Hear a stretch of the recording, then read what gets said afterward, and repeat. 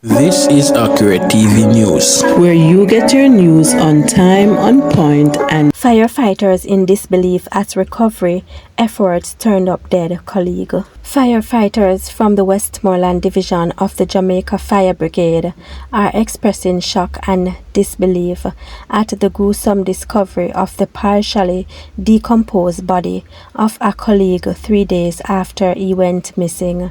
The body was found at a section of the Roaring River on Tuesday. The deceased has been identified as 57-year-old Curtius McIntosh, a fire corporal who resided at Logwood District in the parish. Superintendent Rodolph Seaton, commanding officer in charge of the Westmoreland Division, told the Gleaner that they were hoping to find McIntosh alive and well. A lot of persons would have been distraught because this is not the news that they were expecting, Seaton told the Gleaner. We got a call from the police yesterday, Monday, that he was reported missing, and we were hoping to hear some good news that they found him and that he was alive, Seaton shared. But that was not to be because we got another call from the police today, Tuesday, that a car was found somewhere parked in the Roaring River area, and also that a body was found close by the river, and we were called to give some assistance. The fire superintendent said that they were not expecting that the body would have been that of their colleague. It became even more burdensome knowing that it was one of our members and that we have to be the one to assist in that recovery effort. He said the firefighters have been given counseling and debriefing, and a pastor was also called in to support them as they grieve. McIntosh dedicated over 33 years of his life to the fire service until last year when he had an accident while carrying out his duties. The accident rendered him helpless for several months, and during that period he lost a leg. Now we have some firefighters that have worked with him because he has given 33 years of service, but it is alleged that he responded to an emergency scene and stepped on a nail, and of course he had some underlying medical condition, so his foot became infected and he lost one of his legs, Seaton said. He also pointed that the cause of McIntosh's death is not known.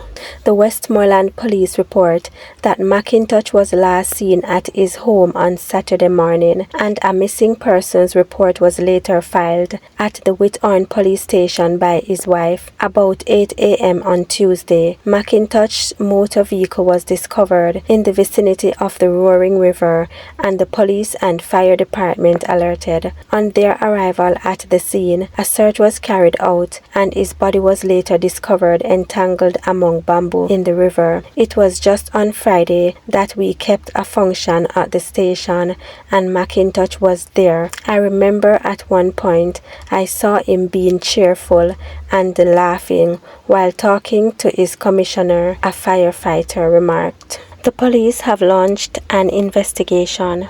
Taxi operator killed in Honover. A taxi operator was shot and killed at his home in Sandy Bay, Montpellier in Honover on Tuesday night. He has been identified as St O'Brien Downey, otherwise called Cuban. The police state that Downey was at his home when he was ambushed and shot multiple times by armed men. The police were summoned, and upon their arrival, Downey was rushed to hospital where he was pronounced dead. The Sandy Bay and Lucy police have commenced an investigation into the killing. Chef gunned down at home. The Constant Spring police are probing the murder of a chef and restaurant owner at his home at Calabar Mews Kingston 20 on Tuesday night. The deceased has been identified as 35-year-old Frederick Beckford, proprietor of Keys Knife and Fork. Beckford is also an ex-member of the Jamaica Defense Force,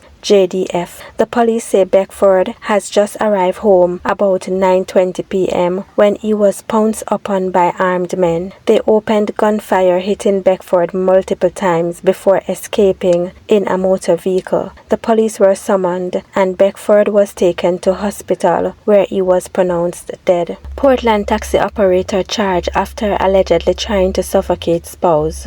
A Portland taxi operator has been charged with attempted murder following a dispute with his common-law spouse.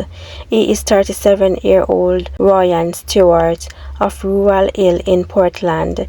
He has been charged with attempt to suffocate with intent to commit murder, assault occasioning bodily harm, malicious destruction of property, and simple larceny. It's reported that on Sunday, May 21, about 2:30 a.m., Stewart allegedly attacked his common-law spouse, pushing her into a concrete wall, causing injuries. He also reportedly destroyed her cell phone and laptop computer. In a bid to escape the abuse, the woman relocated to Johnson's Mountain in St. Thomas. However, Stewart turned up at her home and again attacked her, this time using a pillow. He attempted to suffocate her. He also reportedly stole her debit cards and personal identification card. A report was made to the police and Stewart subsequently arrested and charged. His court date is being arranged. Don't forget to subscribe to Accurate TV News. If you don't not do it already, you can do it now.